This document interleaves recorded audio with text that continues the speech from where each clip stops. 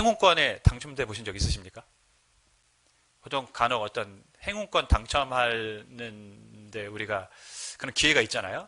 제가 아는 친구 아버님은 주유소에서 행사를 했는데 주유를 하고 나면 이제 행운권 주는 거죠.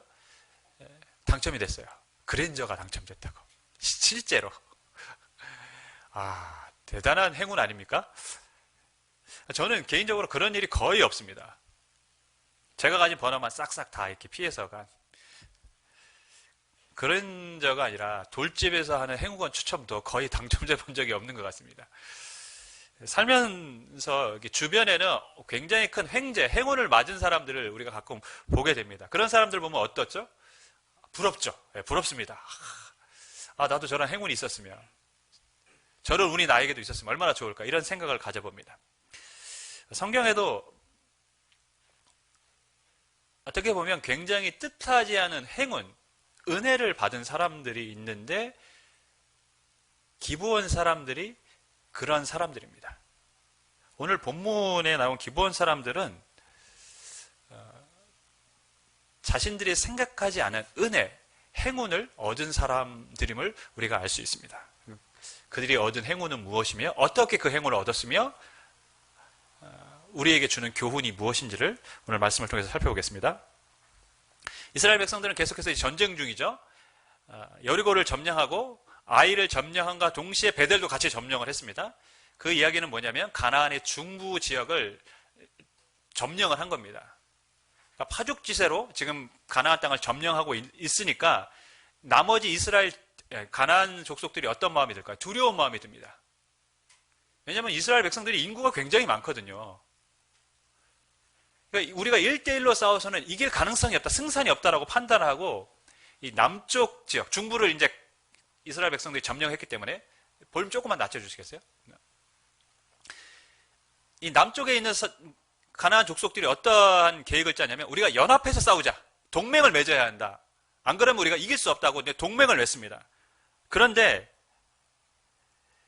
이 연합에 참여하지 않고 오히려 백기투항하는 사람들이 있습니다. 바로 오늘 기브온 사람들, 기브온 주민들입니다. 기브온 사람들은 왜 그런 백기투항을 했을까요? 실은 우리가 기브온이라는 그 지역에 대해서 알 필요가 있는데 기브온 사람들, 기브온 주민들은 가나안에는 7족속이 있습니다. 대표하는 7족속이 있습니다. 그래서 아브라함에게도 가나안에 들어가면 뭐 여부수 족속과 히위 족속과 막 이렇게 설명을 하잖아요. 그 7족속 중 히위 족속 중에 한 족속이고 또 이스라엘 백성이 진치고 있는 길갈에서는 40km 정도 떨어진 곳에 있는 지역입니다. 또 이 기브온은 가나안에서 4번째로 큰 성 중에 하나입니다. 그리고 강한 군사력이 있습니다. 그런데 이들은 이 연합 전선에서 탈퇴합니다. 가입을 하지 않습니다. 그리고 나서 이스라엘 백성들을 찾아왔습니다. 왜 찾아왔을까요?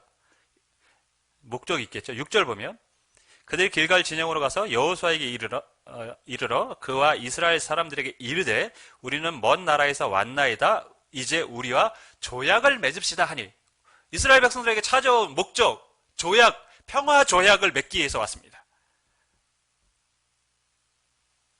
우리는 당신들과 싸우기 싫습니다. 평화 조약을 맺기 위해서 왔습니다. 이렇게 온 것이죠. 근데 평화 조약을 맺기 위해 그들이 선택할 수밖에 없는 방법이 하나 있었어요. 그것이 뭐냐면 속이는 거입니다. 꾀를 냈다고 성경은 표현하죠. 속여서 왔어요. 어떻게 속였습니까? 마치 먼 나라에서 오랫동안 여행을 한 사람들인 것처럼.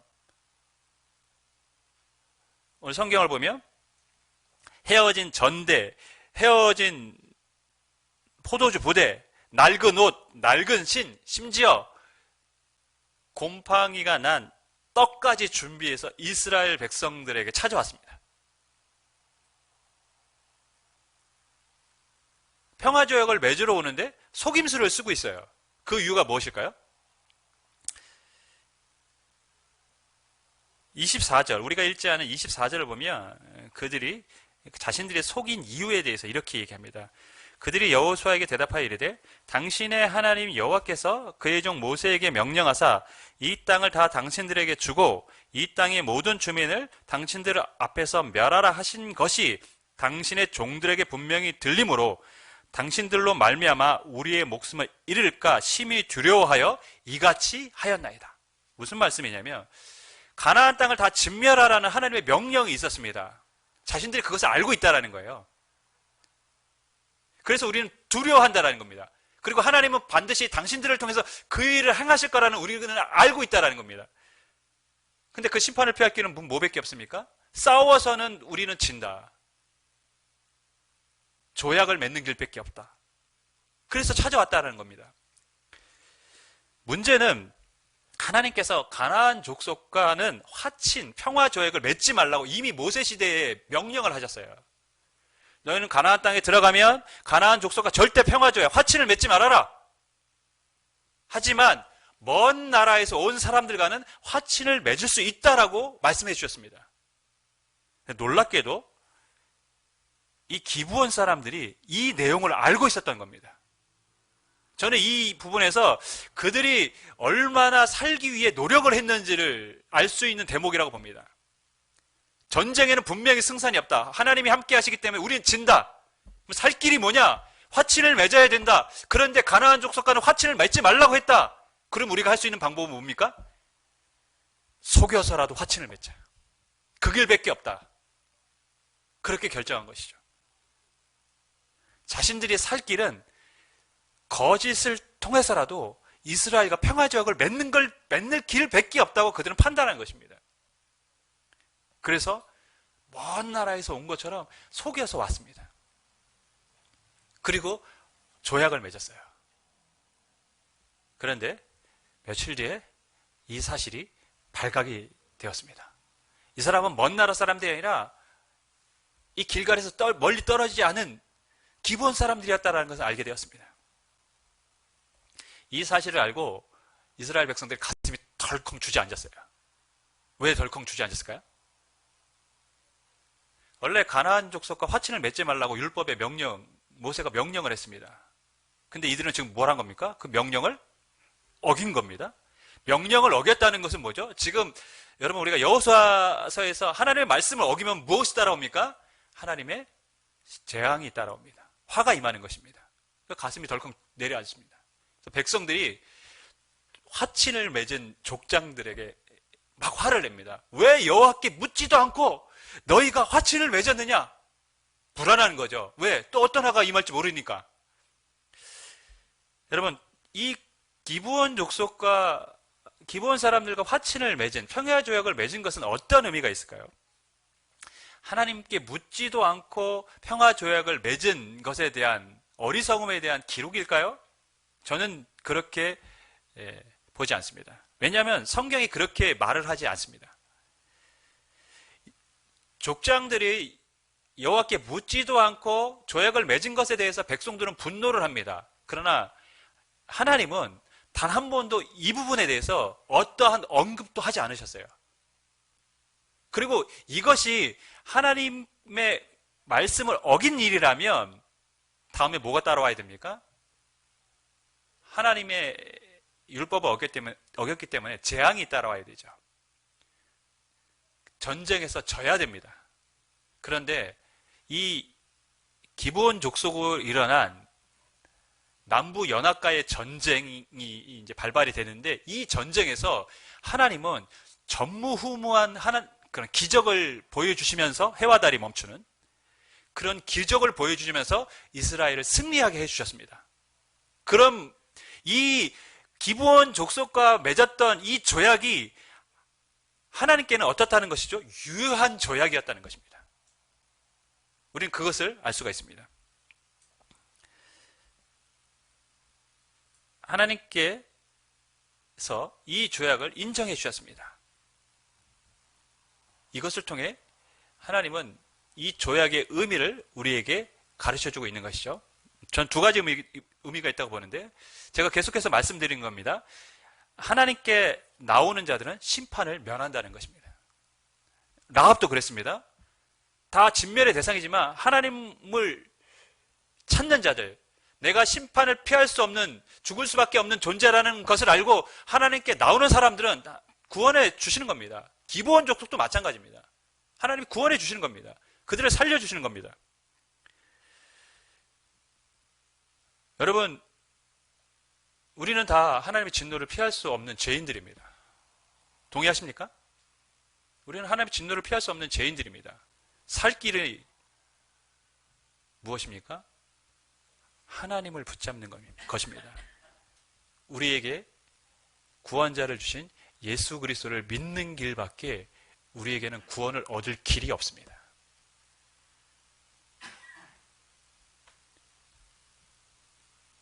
오늘 이 기브온 족속을 통해서 구원이 어떻게 우리에게 임하는지를 하나님은 가르쳐주고 계시는 것입니다. 두 번째, 아이러니하게 이 사건은 순종의 중요성을 우리에게 가르쳐줍니다.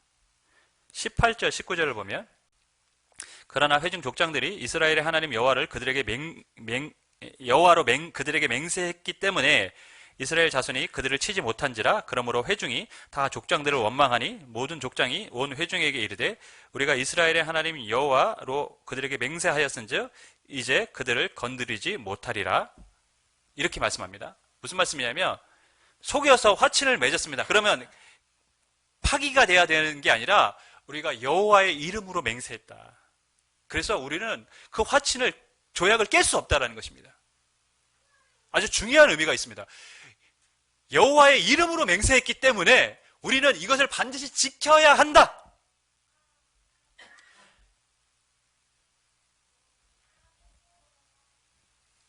물 좀 갖다 드려. 세연아. 여러분, 저는 중요한 지금 메시지가 전달되고 있어요. 기브온과의 화친은 하나님의 이전에 했던 말씀과는 어긋나는 것이죠. 하지만 그들이 비록 속아서 체결했을지라도 하나님의 이름으로 그들이 체결한 것이기 때문에 어떻게 해야 된다고요? 반드시 지켜야 한다는 것이죠. 하나님의 이름으로 그들이 약속을 했기 때문에. 자, 여러분, 속아서 하나님의 여호와의 이름으로 맺은 조약도 순종해야 한다면 에발산에서 하나님의 이름으로 직접 그들이 하나님과 체결했던 그 언약, 그 약속은 어떻게 해야 됩니까? 더더욱 반드시 지켜야 하는 것 아니겠습니까? 반드시 순종해야 하는 것이죠. 이스라엘 백성들은 기브온 주민들과 하나님의 이름으로 화친했기 때문에 그들과의 조약을 파기하지 않았습니다. 그렇기 때문에 하나님은 가나안 남부 연합의 전쟁에서 놀라운 기적과 능력으로 이스라엘에게 승리를 주셨습니다. 하나님의 말씀, 하나님의 이름으로 맺은 언약에 순종할 때 하나님이 승리를 주신다는 것을 다시 한번 확인할 수 있는 전쟁이었던 것입니다. 순종이 제사보다 낫고 듣는 것이 수양의 기름보다 낫다고 했습니다. 여러분, 제사를 이스라엘 백성들이 드리잖아요. 제물을 바칩니다. 그 제물에서 가장 중요한 게 뭔지 아십니까? 기름입니다. 기름. 여러분, 우리가 고깃집을 지나가면 고기 굽는 냄새가 나죠? 다 무슨 냄새입니까? 기름 냄새입니다. 기름을 떼서 하나님 앞에는 항상 올려드립니다. 왜? 그게 향기로운 제물이 되는 것이죠. 굉장히 중요합니다. 기름은. 그런데 오늘 사무엘은 불순종한 사울에게 뭐라고 얘기합니까? 순종이 제사보다 낫고 수장의 듣는 것, 하나님 말씀에 듣는 것이 수장의 기름보다 낫다고 했어요. 당신이 아무리 하나님 앞에 제물을 드린다고 해도 순종하지 않는다면 그것은 하나님께 아무것도 아닙니다. 당신이 정말 좋은 것으로 하나님께 기름을 드린다고 할지라도, 그 짐승에 기름을 드린다고 할지라도 하나님의 말씀을 듣지 않는다면 그것은 하나님이 좋아하시는 것이 아닙니다. 이렇게 말한 것이죠. 여러분, 우리가 정말 좋아하는 찬양, 한국교회 많은 성도들이 사랑하는 찬양 중에 나 주님의 기쁨 되기 원하네라는 찬양이 있습니다. 우리는 간절한 소망을 담고 그 찬양을 부르죠. 내가 원하는 한 가지, 주님의 기쁨이 되는 것. 누가 주님의 기쁨이 될 수 있습니까? 많은 헌금을 드리고 예배를 드리는 것, 물론 그것이 하나님의 기쁨이 됩니다. 하지만 순종이 없다면 우리가 드리는 예배와 헌금은 하나님이 기뻐 받으시지 않습니다. 저와 여러분이 순종을 통해 하나님의 기쁨이 되기를 주님의 이름으로 간절히 축원하겠습니다. 자, 오늘 말씀해 주는 교훈이 있습니다. 가장 중요한 교훈이죠. 생명이 중요하다. 목숨이 중요하다는 것입니다. 여러분, 기본 사람들이 생명을 얻기 위해서 얼마나 열심히 노력했는지를 우리가 알 수 있습니다. 화친을 맺지 말라는 명령이 있다는 것도 사전에 파악했고, 그래서 속여서라도 어떻게 해서라도 살려고 노력을 하고 있습니다. 뿐만 아니라 가나안의 4대 도시 중에 하나, 큰 도시입니다. 굉장히 잘 사는 도시였겠죠. 근데 그들은 이스라엘 백성과 화친을 맺기 위해서 종을 자처했습니다. 그리고 실제로 그들은 오늘 성경을 보면 나무 패는 자와 물 깃는 자로 종이 되었습니다. 생명을 얻기 위해서 자신이 가졌던 지위, 누려왔던 모든 것 다 어떻게 했습니까? 포기했습니다. 무엇이 중요하기 때문에요? 생명이 중요하기 때문에. 하지만 그들이 후회했습니까? 한탄했습니까? 그렇지 않습니다. 생명을 붙잡았습니다. 솔로몬이 잠언에서 헛되고 헛되니 모든 것이 헛되도다고 했습니다. 세상에 온갖 부귀 영화를 누렸는데 나중에 보니까 그것이 하나님 앞에서 아무것도 아니라는 것을 스스로 발견한 것이죠. TV 프로 중에 산에서 사시는 사람들의 이야기가 있잖아요. 제 제목은 잘 모르겠는데 가끔 이렇게 보게 되는데, 처음에 제가 그런 부분들을 이야기를 이렇게 보면 왜 저기 저런 데서 살지? 이런 생각이 들었어요. 젊은 사람들 아마 그죠, 공감하죠. 왜 저런 데서 살지? 근데 요즘은요 조금 이해가 돼요. 왜 저런 데서 사는지 알겠다. 세상의 모든 것을 다 내려놓은 거죠. 그래야 마음에 평안이 있는 걸 안 것입니다. 이 땅에서 살려고 아둥바둥치며 살아갔던 그 삶이 얼마나 피곤하고 힘든 삶이라는 걸 아는 거예요. 그러니까 혼자서 산에 가서 사는 겁니다. 평안한 것이죠. 요즘 느끼는 거, 인생이 정말 아무것도 아니구나. 저희 매형이 이제 캐나다에서 잠시 귀국했다가 이제 돌아가셨습니다. 고국으로 캐나다로 가신 거예요. 돌아가셨다 이상하게 생각하시면 안 됩니다. 캐나다로 다시 가셨어요. 근데 아버님이 굉장히 아프셔서 오셨던 거예요. 그래서 제가 이제 공항까지 이제 출국할 때 모셔다 드리면서 이런저런 얘기를 하는데, 둘이 공통적으로 한 얘기, 인생이 아무것도 아니다. 인생이 아무것도 아니다. 물질, 명예 다 사라지고 다 놓고 가야 되는 것들일 뿐입니다. 생명보다 중요한 것은 없습니다. 그렇기 때문에 우리가 이 기브원 주민들처럼, 기브원 사람들처럼 이 생명을 얻기 위해 우리도 노력을 해야 됩니다.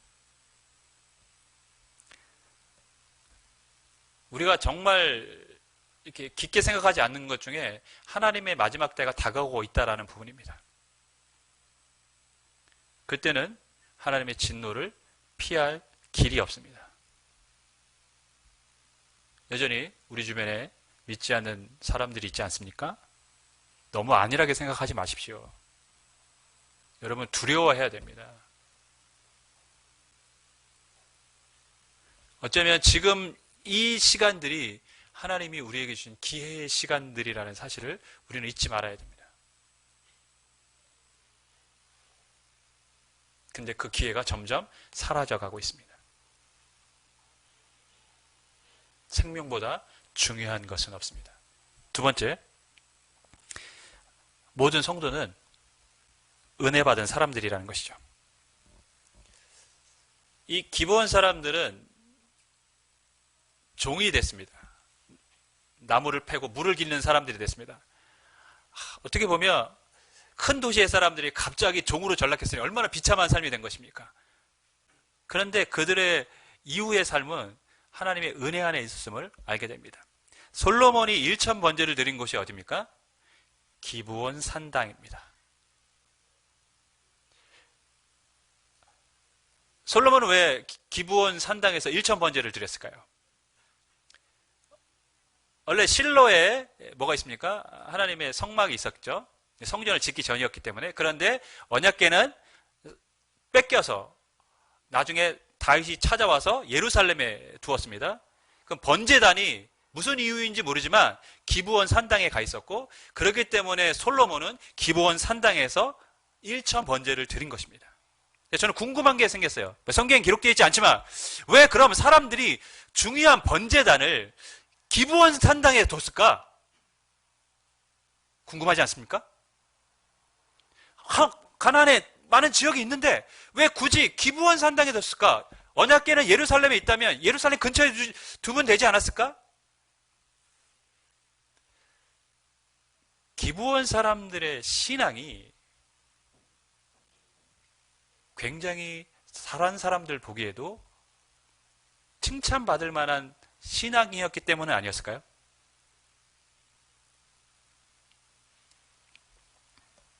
기브온 사람들은 다윗 시대부터 해서 에스라 시대까지 성전에서 수종 드는 자들, 에스라서에는 느디딤 사람들이라고 기록이 됩니다.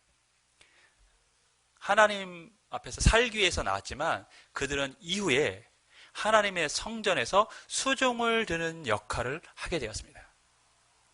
단순히 목숨을 살기 위해서 이스라엘의 종이 된 것처럼 보였지만 하나님의 전에서 하나님을 예배하는 수종자들이 된 그들의 모습이 얼마나 놀랍습니까? 자신들은 종이 되더라도 살기 위해서 나왔지만 하나님은 그들을 하나님이 쓰시는 사람들로 세워주셨습니다. 놀라운 은혜, 행운, 횡재 아닙니까? 저는 이것이 우리 모든 성도들의 이야기라고 믿습니다. 한 집사님이 교회에 나온 동기에 대해서 이제 간증을 하는데, 자기 아는 동생이 언니 밥 먹으러 가요. 그래가지고 그래 가자 하고 왔는데 그게 교회에서 밥 먹자는 얘기였다고. 근데 밥 먹으면서 왜 하필 교회야 막 이랬는데 그 교회에서 식사가 자신의 인생을 바꾸어 놨다고 간증을 했습니다. 그때부터 신앙생활이 시작되었다고. 여러분은 어떤 동기로 하나님 앞에 나왔습니까? 어려서부터 부모의 손에 이끌려서 나온 사람들도 있고, 가족이나 지인의 권유 때문에 온 사람도 있고, 구원의 확신이 없지만 여차저차해서 나오다 보니까 지금까지 나온 사람들도 있을 것입니다. 저는요, 처음부터 제가 목사가 되겠다고 교회를 다니지 않았습니다. 여러분도 마찬가지 아니십니까? 여러분이 처음에 교회에 오셨을 때 처음 찬양 인도자가 되기 위해서 교회로 오신 분이 계십니까? 반주자가 되기 위해서 처음부터 교회로 오시진 않으셨을 것입니다. 내가 교회에서 권사가 되기 위해서, 교회에서 집사가 되기 위해서, 장로가 되기 위해서 교회에 오신 분들은 없을 것입니다. 은혜로 이 자리에 왔고 시간이 흐르다 보니 부족한 우리를 하나님이 교회를 섬기는 자들로 세워주셨을 뿐입니다. 그래서 우리는 다 뭡니까? 은혜 받은 사람들이죠. 한 찬양 사역자가 교회에 와서 간증을 하면서 그림을 2개 보여줬어요. 올바르고 아주 반듯한 사람들, 신앙이라고 해도 전혀 손색이 없을 만한 사람들의 모습, 또 하나는 몸을 파는 여인, 트랜스젠더, 굶주린 아이들, 앵벌이, 조폭 등 기독교라고 하기에는 너무나 거리가 먼 사람들, 하지만 그 안에 예수님이 계셨습니다. 그리고 그 그림의 제목은 놀라운 하나님의 은혜였습니다. 여러분은 어느 쪽에 속한 사람이라고 생각하십니까? 우리는 구원받을 자격이 있어서 이 자리에 있는 사람들이 아닙니다. 가나안 족속들처럼 우리의 죄로 인해 죽을 수밖에 없는 사람들인데 주님께서 은혜로 우리를 구원하여 주신 줄 믿습니다. 그리고 우리에게 주님을 위해서 살라고 여러 가지 교회에서 직분을 주신 줄 믿습니다. 바라기는 그 은혜를 알기에 오늘 매일매일의 삶이 우리에게 주신 그 직분, 또 봉사할 수 있는 그 역할에 감사하면서 섬기시는 저와 여러분이 되기를 주님의 이름으로 간절히 축원하겠습니다. 아멘.